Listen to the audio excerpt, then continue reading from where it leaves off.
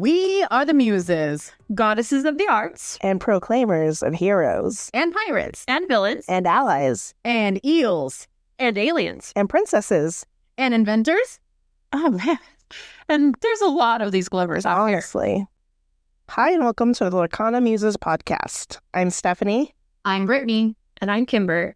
And we're really excited to have you guys back today. It's been a really busy weekend. We had a new store open in North Phoenix that Brittany went and attended their big tournament at. Yeah, it was really fun. It's a gorgeous store. It was hosting a lot of events all at one time, and it was quite chaotic, but it was kind of fun to see a new store opening. And, we always love more game stores in the Valley. So even if you call it, it's like the very edge of the Valley because it's so far north. But it was really fun. And they actually had a Lorcana artist there signing cards. That's awesome. Which one? The one that drew all of the Chromicons was there. Okay. So Daryl and I got some of our Chromicons signed while we were there. We didn't know he was going to be there ahead of time, or otherwise we probably would have brought more, but he was selling some of his Chromicons to then sign them. So it was exciting to see him. They had flown him out for the event. That's awesome. Yeah, and then they had a tattoo artist, and they had other artists. They had Magic the Gathering artists and things because there was a big Magic event. Dang. Yeah, it was a pretty epic opening weekend, and that was just Sunday. So I don't even know what they did on a Saturday. Oh my God! For anybody wondering and who listens and lives in a valley, that is North Phoenix's Gamers Guild North Phoenix. Yeah, so their new location this next weekend, they're having additional opening events. Wow. I'm not sure if there's anything Lorcana related with that, but I know that they're doing still some pretty epic things as well. I want to know more about this tattoo artist. I know, right? It made my brain immediately go, if I was getting a Lorcana tattoo or another nerdy game tattoo, what would it be? Yeah, my jaw dropped. That's so cool. Yeah, so they had it wasn't anything custom. You had to pick from the board of pre-made tattoos, but it was mostly Star Wars tattoos and a few Pokemon tattoos. I get a Pokemon tattoo at heart. I didn't stick around too long because I would have been too tempted to try. My husband would not have been happy about that. But he looked like he was doing a really good job. So all of his art that was on his flash page, I guess it was really called, looked really fun. And there were some beta ones that I was very tempted at. That's so cool. I'm starting to get the tattoo bug again. So if I had been there, it wouldn't have taken much convincing. Well, it wasn't going to take many $1 either. They were very they were pretty cheap. And they did a flash sale too. Ooh. It's probably good we weren't both. I know. Got the tattoo wish. We all got one together. Yeah, I have no impulse control. Especially when it comes to, I think, the three of us together, and then because everything seems like a great idea. Exactly. Well, as three of us thought it must be pretty good. Yeah.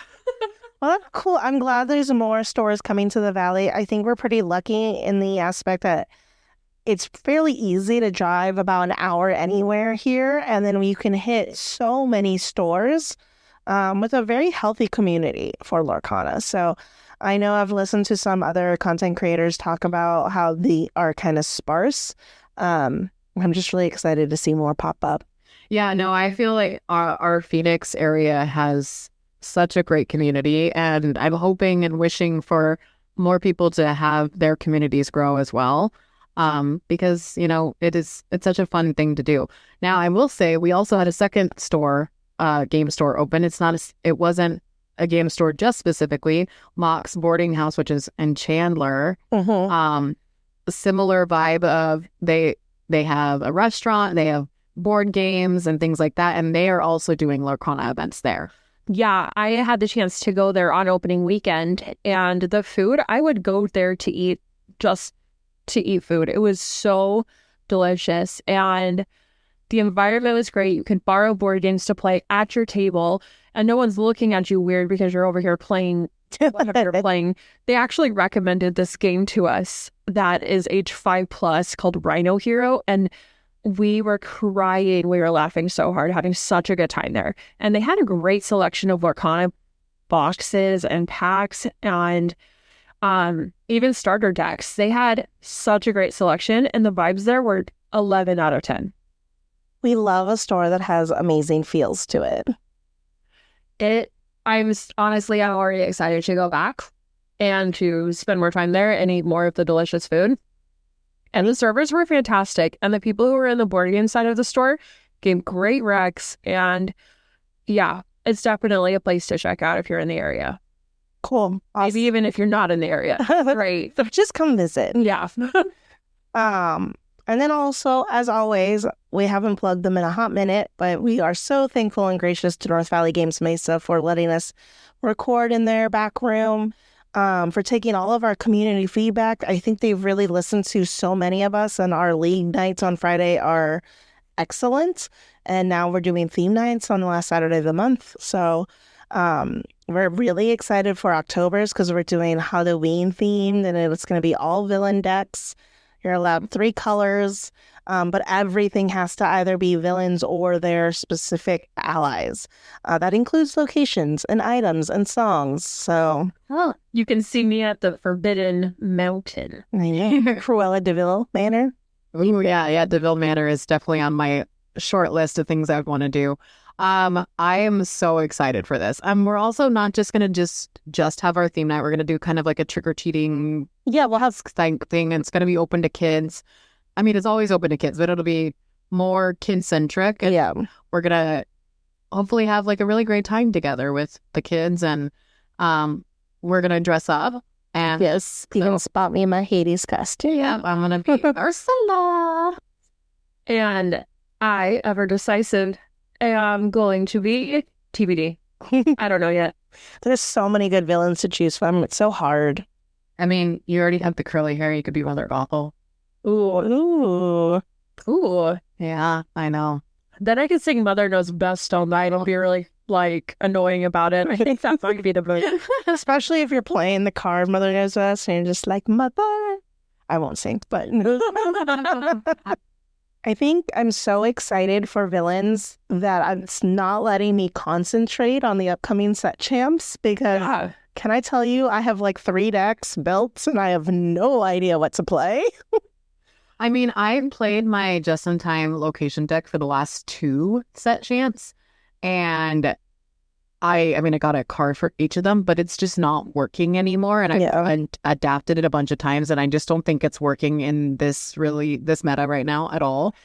And I've attempted to change it a bunch of times. So I am definitely on that fence of I have no idea what I'm going to do. And you know me, I'm really frustrated because my competitive side is why can't I win at this game right now?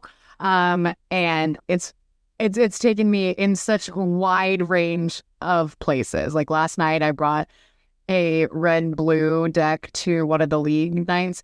It's not the meta Ice Flock, Sisu, or the item variant with the Tamatoa. No, I brought one that was more the Ruby side with the action-based Robin Hood, where he searches for actions and plays them when he quests. And then I had some warded blue characters, and then had a little bit of ramp with Tipo and how far I'll go.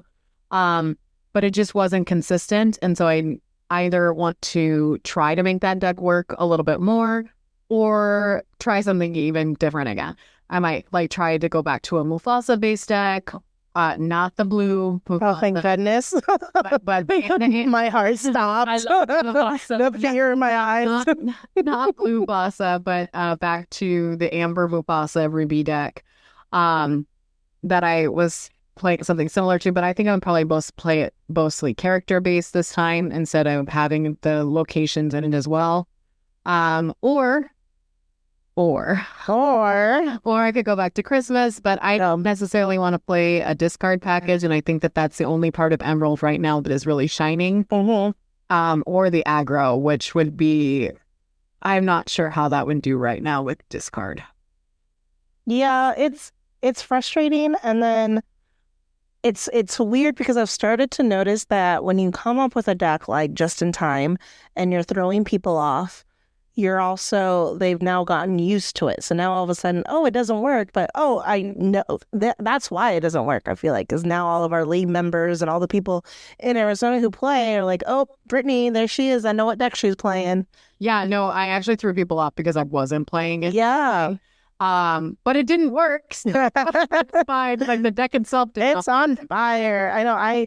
I've gone back. My casual heart's like, you know what? If I don't know what I'm going to do anyways, I'm bringing my queen deck and I'm just going to have fun with it. And I played a game against Daryl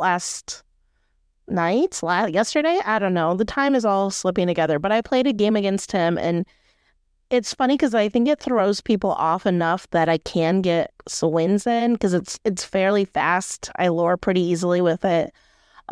He was teched against it, so of course he won. But when I was playing Alex and I beat his Ruby Steel deck hard because I just made him brick and then I quested really, really fast. So I don't know. I might bring that. I might play Steel Stone still. Or I might bring the Emerald Steel deck that I've built. Boo. I know. I do want to bring it. I don't want to bring it for the obvious reasons. Everybody I feel like is going to Emerald Steel now. And two, the discard never makes your opponent feel good. Yeah, I think that's something that naturally happens after any DLC happens, is everyone just looks at those decks and changes what they're doing. And with it being so close to set champs, I think everyone feels a little bit on fire in some way, because I know our local scene has gotten completely shaken up. Yeah. What people are playing, how they're playing it. All the people you're like, oh yeah, I know them. They're Amber Steel. No, not anymore. No, we've changed our minds. And so everything has been turned upside down. It's all topsy-turvy. Like, I almost am like, they should just all give us a Mad Hatter card because that's how we're feeling right now. We're all mad here. Ha ha ha ha. So, what are you thinking about bringing, Kimber? Or are you as lost as we are? I'm definitely very lost. We are lost in the woods. My heart yearns to get my Sapphire Ruby deck back out and mod it a little bit, change it up. I know I was saying last episode that I loved the addition of having Fang Crossbow, because it's just a pay for an ice cube, but make it double. So things that aren't usually susceptible to being Seasued, had Seasued. And I think that's really fun. But then there's a part of me that's like, during my kind of questioning phase where I felt like I lost my identity as a Lorcana player, I started playing the purple, the amethyst ruby bounce package, and I liked it. And I hate that I liked it, but I liked it. And you're so unassuming. When people see you, they're like, oh, what a cute little cinnamon roll. And it reminds me of that sound on TikTok. Looks like a cinnamon roll, but could kill you. It doesn't help that most of my sleeves are like cute little cats. Right? Like, and then you turn them around and you're like, you're my ruby amethyst. Who, me? Such a sleeper, that one. Watch out for Kimber if you play against Kimber. No, nothing's gonna happen. Put all your cards on the board at once. Definitely don't run Be Prepared, no? Oh, good news. Okay, so I will say I saw some people playing the Fang Crossbow this weekend when we were at Gamers Guild. And they weren't using it to just hit anyone. They were using it to banish dragons. Yeah, because doesn't it hurt dragons? Yeah, it banishes dragons like Sisu and Maleficent Dragon, who are big hitters in the blue ruby, right? The Ruby Sapphire deck runs all of those big dragons. I also love the idea of adding in a Vitalis Sphere, because if you can give something rush, that just always will throw your opponent. I don't see it coming. Yep, last episode I pulled a Vitalis Sphere in my deck, or my pack that we opened, and I think that's a great card. Yeah, I mean, it's one cost, it's inkable, and you pay one for the ability, but then it also increases the attack of anything that is going after. Like Ruby Chromicon is where it's at. Not Ruby Chromicon. No, sorry. Our Friday League is going to be very interesting, I think. I think I'm going to bring at least Emerald Steel and the Queen deck, and then decide which one I'll play for League, and then get games off league or before or after with the other one to see what I like better, because boy, set champs are right around the corner and they are here. So, well, The thing that's killing me is like for both decks, either one, I would run for Maui. And right now, he's a rare card, but he's going for what, $13? yeah, Because any Ruby deck how's a Maui? is gonna run for Maui's, like Very almost guaranteed. Even like the evasive decks, I've always seen Maui. Yep. So, Because, He's a chonky boy. He's gonna get stuff done. yeah, and he's inkable. And so if he doesn't work in the matchup that you have, he's ink. But he's got rush. He hits for 6. Like, even if he doesn't actually like hit a location and kill it, like he does take out most things when he enters play. And then if you add a Vitalosphere, give him +2 attack. Goodbye. good boy. Goodbye. No. Queen's Castle. Anything almost. Interesting. So I think that Fossa. yeah, he still lives, and so does like McDuck Manor, which is when I played last night. So I only won 1 round last night out of 3, and that's just disappointing.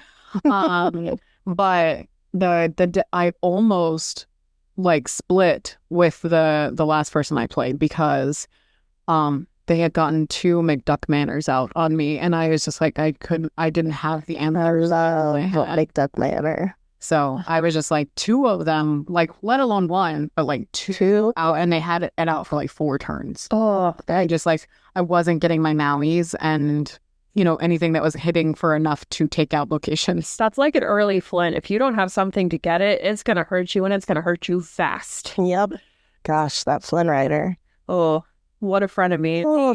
Well, for everybody else who's heading to set champs and know what they're going to play and are confident and excited to, spend the month of hard competitive play, we do have an episode. Episode 2 is all about tips and tricks for keeping your cool, things to do between rounds to help you kind of get back into the mindset if you had a hard round or and need to get back into it or whatever. So definitely check that out. Yeah, it's called Ursula's Set Champs Tips and Tricks, but it works for any set champs. Oh, yeah.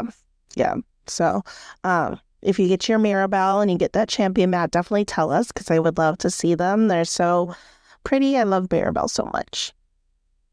We love any and all curly-haired cards. Yes. Maui, Mirabelle, they're all great. Love our curly-haired girlies. Yeah, I think Mother Gothel is going to have to be what I go for. That'd be Our fun. theme night. I think it'd be great. It wouldn't be obnoxious at all to just sing Mother Knows Best all about it. Honestly, and if I have bags under my eyes, then I will just look like I need to go and like find a blonde-haired person and flower. I mean, it works. Well, speaking of cards and what cards we're thinking about putting in our decks, we have more card reveals to talk about. And we have new lore. Oh, yes. Do you want to dive into the lore first? Yeah, I think we should talk about the lore first. Okay. I think goes hand in hand. That was a lot of lore to go through, and I feel like it had so many great little nuggets of information. So without further ado, it's story time with Brittany. Welcome to Story Time with Brittany. We are reading Smee's Schemes by Jacob Renneker. This was released on the 26th. Mr. Smee was a glimmer of many dimensions, a schemer, a first mate, but above all, he was a pirate. And pirating was good these days on the Azurite Sea. Captain Hook and his crew of glimmers hadn't crossed swords with Peter Pan in weeks, and the sea's bounty was theirs for the taking. In fact, the Jolly Roger held several new crates of loot the crew had plundered from a ship run by a pair of rather dapper ducks only the day before. Checking a nearby island for signs of Peter Pan, Mr. Smee carefully surveyed the landscape, then froze. Could it be? Perched on a log with her back to him was a glimmer of Peter Pan's winged friend, Tinker Bell. What luck! He scanned the brush for a peek at the animal tails worn by the Lost Boys glimmers, but saw nothing. Glimpsing a shadow move at the corner of his eye, he turned quickly, but again, nothing. Shaking off his unease, Smee focused on Tinker Bell. He removed his red cap, crouched down, and crept up behind the unsuspecting fairy. Then he sprang. "Got you!" he shouted over the sound of violently jingling bells as he scooped Tinker Bell up in his cap. As he squeezed the cap shut, he could have sworn he saw a hint of a smile cross her face. No matter, he had Peter Pan's trusted companion now. Once he had her secure on the ship, the captain was sure to commend him. "Captain, Captain, I found something for you." Engrossed in rifling through the contents of a crate from the Duck's ship, the Captain Hook Glimmer didn't look up. Oh, just set it anywhere." "But, Captain—" "Not now, Mr. Smee, and silence that blasted bell of yours." Smee took a step backward toward a table and set down the lantern that now held his prize. The fairy bounced back and forth against the glass, sending a stack of maps from the pirate's recent haul sliding to the floor. "Confound it, Smee! How many times must I—" Captain Hook stopped short when he saw the captive Tinker Bell, and a grin spread from one wicked ear to the other. "Very good, Mr. Smee, and clean up this mess." As he gestured at the fallen maps, something caught his eye. "Now, what have we here?" Captain Hook lifted a map, which had the image of a maze at one end. Suddenly, Tinker Bell sounded an ear-piercing chime and pointed forcefully at the map. "What's that you say?" Captain Hook inclined his head toward the fairy. "A secret? Impossible to uncover by the likes of me? We'll see about that." He cleared the table with a single swipe of his hook, spread out the map, and began poring over it at once. "We'll see about that," Mr. Smee echoed. Happily gathering up the fallen maps, he didn't notice Tinker Bell had fallen silent. He had given his captain not one, but 2 unexpected gifts, and he was sure the crew would soon weigh anchor and be off plundering again in no time. Mr. Smee paced before the door to the Captain Hook's quarters. It had been weeks now. The captain had shouted occasional orders that took them deeper and deeper into the Azurite Sea, but he forbade the crew from engaging other ships, especially those helmed by Illumineers. No pirating. No plundering. They could not so much as fire a single cannonball, as it would surely break his concentration. Smee had tried to coax him out, but the captain refused to emerge until he had puzzled out the map's secret. Even over the crashing waves around them, the anxious crew heard the signs of Captain at work, the thuds of thrown objects, the bellows of frustration, and unrepeatable threats, but not a single chime from a captive fairy. The crew of Glimmers grew more restless by the day, and soon they began to press Mr. Smee to relieve the captain of his duties. This was no pirate's life.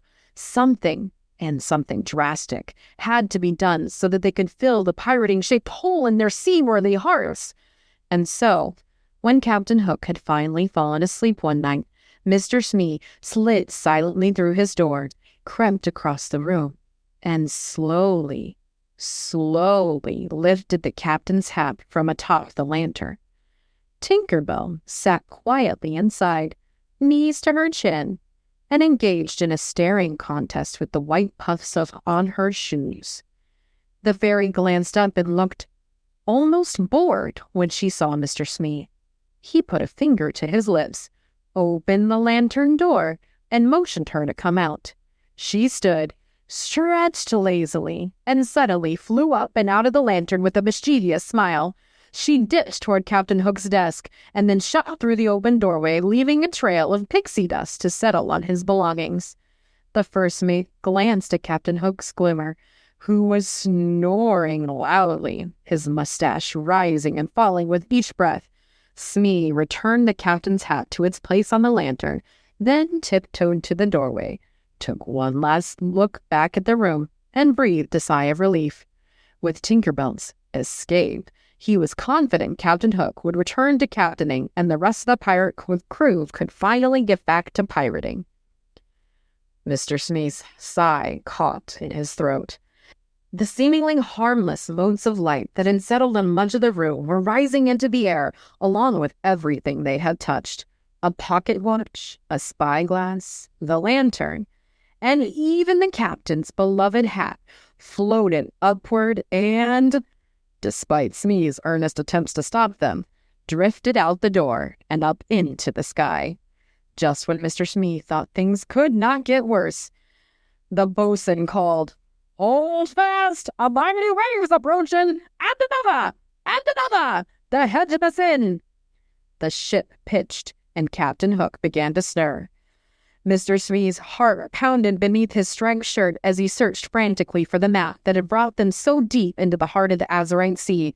It was the key to escaping this new peril. Except, where the map had lain on the table, there was only an outline in a fine layer of pixie dust. Captain Hook yawned.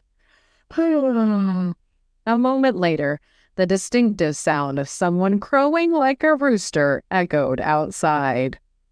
Mr. Smee's eyes widened. Oh dear, what had he done? The events of the last few weeks went racing through his mind. How easy it had been to capture Tinker Bell. Her encouraging Captain Hook to work out the mysterious map. Her lack of surprise when Smee released her. The pixie dust that had sent everything floating away. And, at the very beginning of this whole misadventure, the shadow at the corner of his vision. The pirate rushed to the door and watched as the captain's belongings drifted higher and higher into the dawn-streaked sky. Just above the pocket watch, the spyglass, the lantern, the captain's beloved hat, hovered a grinning Peter Pan in all his glimmer glory, holding the map in one hand and flapping it about like a bird in flight. Mr. Smee gulped loudly. He was a glimmer of many dimensions, a schemer, a first mate, but a criminal mastermind was certainly not one of them. And that was story time with Brittany. Hooray! That was a lot to digest. I know I've read it a few times now, and I was like, oh, I noticed more details this time than previous times I had read it. Yeah, well, listening to it being read out loud versus just reading it online, I didn't even pick up on the whole duck boat thing. Yeah, I'm wondering if it was like Daisy and Donald. Or I was thinking Scrooge and Huey, Dewey, Louie, so all Square characters. Yeah. So we'll see though. I'm very excited. Yeah. Tinkerbell's up to some Tinkerbell stuff. I'm really excited because then that kind of leads us into some of the card reveals that we've had this week. I know. Tinkerbell, the queen of the Azurite fairies. Like, she's Bloodborne. She's an ally. She's a queen. She's a fairy. She's a captain. Like, is there anything she can't do? No, look at that outfit. Look at her art. Like, she is so pretty. I really hope that she's an enchanted. Me too. I would buy that enchanted. You know she's going to be one of the chapter. Great. She's gorgeous. She reminds me a lot of the Mother Gothel that I loved this set. Yeah. Because of the flower, the flowy art and all that.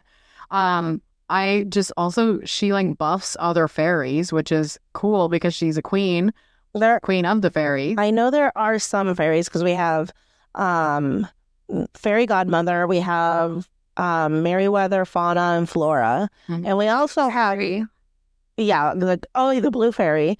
And then we have also other Tinkerbell Glimmers. But I'm hoping because it's so like in her car that we'll get some more Pixie Hollow fairies because I love those movies. Those movies are so cute. I would love that. And like if we see Tinkerbell's sister in like a steel or sapphire crown, so pretty. I would die. Beautiful. Yeah. Also, this fairy ship is so cool. It reminds me of the type of vehicles that they make in those Pixie Hollow movies. Yes. And so it'd be kind of interesting if they actually pulled in that IP. And I love the lore. Like, hey, if anything goes missing, it's probably to build a fairy ship, and that's so cute. It really is. I was just looking at that though, like, and how it's like when legend says, and it's just the artwork is beautiful. And it's just so whimsical, which is everything that Tinkerbell is. I mean, there's a little spite too, but no, I do love her for that. I mean, yeah, no, I'm very, very excited. I love her so much. And then for other cards that were revealed, we also had all of those characters that were revealed alongside the story Brittany just read. So you have Pixie Dust item, another pretty card with all the pixie dust and all the items floating in the air. So that's a 4 uninkable. You exert it and pay 2 ink, and chosen character gains Challenger +2 and evasive until the start of your next turn, which is not a bad item.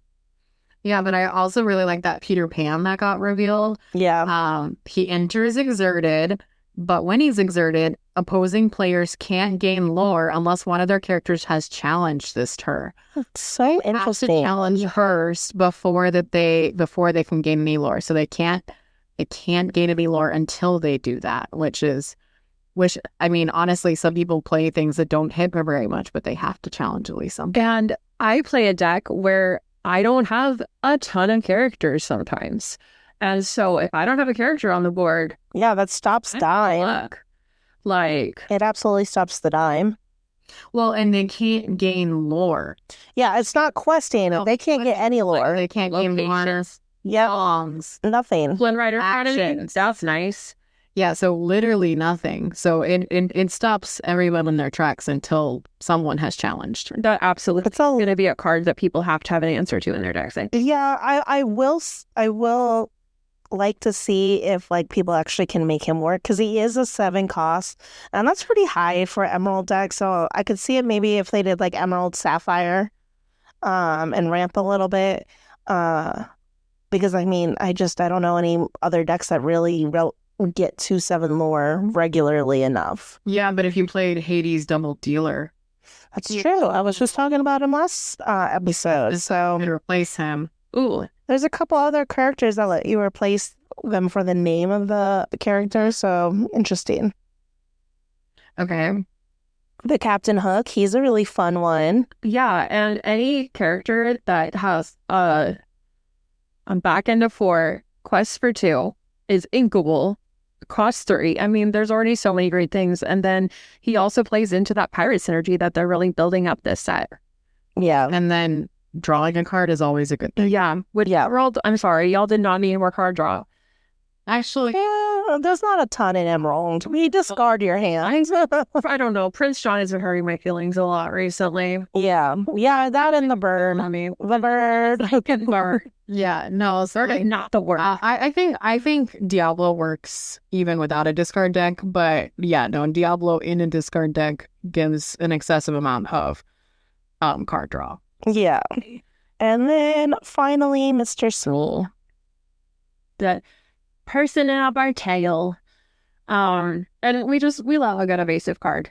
Evasive is such a good ability, and having something that can challenge evasive characters, it's really important, because if someone just can run away with a game because you don't have anything that can tackle evasive, that is rough. Yeah. I wish there were more evasive in Steel. I know there's a lot of Steel cards that do that during your turn. This character gains evasive, and that's fine. I kind of wish he was just full evasive though. But I do love how gullible he is, and how gullible he looks. Like, oh, I just got Tinker Bell. Like, it's that easy. He's got the biggest eye on his face. I love that you can see the pirate island, the skull island in the background, and love how the bag is illuminated with her in there. I think it looks so great. It's one of those cards that you see it and you just imagine, okay, I think I know what's going to happen next, and it's going to be very different than the picture we have here. Yep. No. Tink isn't going to take that line down. So I think that's it for all the card reveals. We only have, I guess, 6, which I know sounds like a lot, but it also doesn't sound like a lot. We're always like, when are they dropping more cards? You know, it's just right around the corner. But they usually do the big ramp up at the end, so they really tease us. Yeah, we still have over a month until the new set comes. So It doesn't feel like it. And October's already flying by, and it's only October 1st. Oh, goodness gracious. Well, going into more card and talking about cards, we do have our packs today. They're all Shimmering Skies packs. But since that is the current set, and honestly, a lot of these cards from Shimmering Skies is kind of breaking the meta and changed the meta a lot, which I know didn't necessarily happen a ton of in Ursula's Return. We just wanted to chit-chat about them. I got a really amazing pack, I have to say. Yeah. First and foremost, we'll talk about the Queen of the Hour, Clarabelle. I got the legendary Clarabelle because she's so pretty. Absolutely love her. I know she's not in all Emerald decks, but she is in a lot of them. And it's funny how a card doesn't seem like it's a very good card and like nobody wants it. And then somebody somewhere finds a way to use her. And then all of a sudden her price shoots up and she's hard to find. So I'm really excited that I got to. Something that's so great about that card, though, and I say that with a grain of salt because I don't play Emerald. When I see Emerald, I think, okay, I have to make sure that my card draw is on point. And then if you can beat the discard elements, or if they're not running a discard version of Emerald, then they're just like, oh, you and your 9 cards in your hand. Ah, thank you very much. And it's like, wait, what? I worked so hard. I know. And here we are. She's a really great card. I think her stat line is what really helps her because she's a 5/6, and that's a pretty good stat line for Emerald. I mean, she trades with Maui. So Yeah. So not many things actually trade with him. yeah. Yeah. So I love her. And then as far as like if I was using this pack in a pack rush, pretty good pack rush because I got the 2 inkable Tipo Crowing Sun card. So I'm able to ramp really easily in the pack rush. When you play this character, you may put a card from in your hand into the inkwell face down and insert it. Love this card. He's become a quick, steadfast Sapphire staple. I've never not seen him in a Sapphire deck. In Tipo, we trust. And then also, I both got the 3-drop inkable Archimedes Exasperated Owl and his shift. I love this shift. First of all, again, beautiful card art. He shifts for 3. He has a 1/4 stat line, quest for 2. He's also evasive. And then he challenges for 3. So making him a 4/4. Yeah, I pulled that as an enchanted set. Yes, that's very pretty enchanted. Okay, Brittany, we get it. You pull enchanted. I don't know what that's like anymore. It's been so long. Oh, okay, you were going pretty hard when you first got in. I pulled an Elsa. I really can never complain about any enchantment ever again. You pulled the enchanted. Yeah. Yeah. But yeah, that was my pack. There were also a lot of other great cards. Like, honestly, this was a great pack to choose for a pack rush. But yeah, what did you guys pull? Not the enchanted Laravel. I think the card that I would most likely put into a deck based on what I pulled, I got the Sapphire Queen first of all. Like, she's a shift 3, 5-cost inkable. She has Ward, which, playing against Steel, I love Ward. I love having characters with Ward. And then for every other character named the Queen, you get +1 more on her. Yes. She's a 2/6, so it'll take some muscle to get rid of her, especially if you shift her on 3 and get her out there quick. And she's in Sapphire, which ramps fast. No, she is absolutely what makes the Queen deck work. And if anybody is interested in seeing my Queen deck, I will share it on our Instagram and our Twitter because I love that deck so much and I love being able to make a theme deck, but it's also a fairly competitive deck. And like, that doesn't get to happen. Such a sweet spot. It doesn't get to happen. I wish more. I know we talked about it last episode and we talked about a lot of things we've already talked about. You just gotta roll with the flow here, guys. Trust the process. But I wish there was more synergy cards that also were competitive because I would love a pirate deck that worked. I would love the princesses to work more, the heroes. But the fact that the Queen deck is working its way there, I'm so excited. And like, love for some villains too. Right? Like, I'm a sucker for villains. Shocker, I know. I don't think our listeners knew that we liked villains. No, I don't think so. Sounds crazy. The other card that I really liked was Potion of Might. And I really just love in set 5 all of the Lorcana-based cards that aren't from a specific franchise. And the items, I mean, y'all know if you've heard me talk about my deck, I'm an item girly. I love my items. But I know I think they really have just added so much to making things unexpected because you don't know if something's going to be able to gain rush or get extra attack or be able to banish certain things. There are so many great item cards this set that I really like it. It's good times. Good times. My pack also had some really great items. So I had the Queen Sensor Core in my pack, and we were just talking about all that synergy. And so that Queen Sensor Core, I played a deck early in this set that was running with that specifically in Princesses and Queens, and it did a lot of work. It was actually like getting a lot of card draw and gaining lore by having lots of princesses and things like that. So it actually, I was like, oh my gosh, if this is going to become part of the meta, I'm going to put item removal in my deck. No, it's bad. Yeah. So honestly, the amount of Ruby Sapphire decks that are running amok right now, item removal. I'm up. I was waiting for it.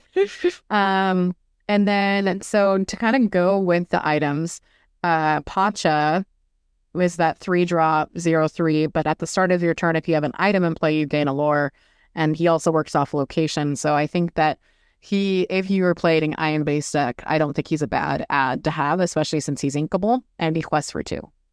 So like you might not want to quest him because you might want him to be safe so that he has the ability to gain that lore just passively, but like especially if it's later in the game, if you want to just gain lore quickly, that might be a good ad. Revive is an excellent card. It's a 5-cost action. You get to play a character card with 5 costs less, cost 5 or less from your discard for free. This is kind of like the reverse just in time, basically. Instead of playing it from your hand, you play it from your discard. I think that card it has its place in certain decks, and I think that I don't necessarily consider it a meta card, but I think it's a card that we're going to still see around for a while. And then finally, I was talking about the artist that was here in the Valley this weekend, and that was Dustin Panzino, and he did all the Chromacon cards, and I pulled one of the Chromacon cards in this pack, the Ruby Chromacon, which is the only Chromacon I've actually played, and so I actually got one of my Ruby Chromacons signed this weekend, and so it was definitely one that I loved to open in. He was saying how the art was actually extended past what was in the border of the card. And if we looked at it, and it was so fantastic. Like I understood why they had to put it within the frame of the card and everything, but there's so many more details within that artwork that are past the edges of that card. And I would love to see if that's the case for this card. Like, what does that mean about other artwork for the card? So like, we've seen how they've released on the website, how we've seen like larger images that then were kind of pared down into card form, like with the Wendy Darling this set and with the Captain Hook, like how we saw this extended artwork. I love the idea of being able to see some more of that extended artwork, to see like past the frame, because the art is a big reason of why I love this game. Yeah, no, that'd be really cool if more of the artists were able or could, I don't know if they're allowed to or not, but if they shared some of that extended art. Or if we had enchanted items. Oh. I could see that happening. I mean, we've had enchanted locations, so yeah, items is not necessarily as actions out of that. Yeah, and enchanted action. So I don't think enchanted items is outside the realm of possibility. Overall, this pack was not bad. I actually play some of these cards in my deck, like the Taffeta, because I play with the location deck. I think she's a good card in a location-based deck. But in general, this pack was an okay pack. Yeah. Kimber pulled a card from my pack, though. So yeah. So, one of the other cards that Brittany pulled was the Amethyst 4-drop Uninkable Rafiki, the Shaman Duelist. And I, for a little while, this set I've been toying with Blurple. And sigh. Why do you hate everything I do? I just hate anything that's not steel. Come to the dark side. No. Ruby for the win. Yes. And if you can get this out quick, like it's a 1/4, has rush, +2, has challenger +4 the turn you play it. And since it's Amethyst, you can start bouncing that like a trampoline, like hurt everything, make everyone's feelings hurt with. Yeah, that's a gross Rafiki. I'm honestly shocked that I haven't seen it more. I think it's something that, like, if you can make it work, it works. But it's a little tricky to pull it off, and kind of the situation has to be just right. And with it being uninkable, I think it's hard to put it into, like, a deck consistently. But I imagine that there are decks that would be consistent enough they could throw this in there and make all of us feel really sad. Or at least a little bit. Please, I'm so sad. All right. So, as we are wrapping up, if you are one of our fantastic Phoenix Valley friends, we are having a Lorcana Muses Enchanted tournament here at NVG Mesa. Love North Valley Games. It is on November 10th, and there are going to be enchanted cards that you can play for, including the first place, which is a PSA 10 graded Scrooge McDuck. Gorgeous. Thank you again to the marvelous Mark who gave it to us. We are so, so grateful. And you can also get Enchanted Cinderella, Enchanted Snow White, Enchanted Vanellope. There are lots of great cards, and we're also going to be doing some raffling. So anything that you're playing, we would love to see it. We would love to see you. And it's going to be a really fun day. I think it'll be a fun day. Yeah, we're going to do some Disney trivia, so sharpen up your skills, folks. Yeah, and it'll be after set champs and before the new set drops, so kind of in between. Yeah. Fun event. Get one more last rep in before the meta changes yet again. Change, rearrange. We're very excited. So the Melee is now up. You can sign up for it. You can also have, if you have any questions or would like to just chit chat with us, you can find us on Twitter at the Lorcana Muses Pod and on Instagram and TikTok at the Lorcana Muses. And you can always email us at thelorcanamuses@gmail.com. Thanks and happy questing, guys. Happy questing. Happy questing.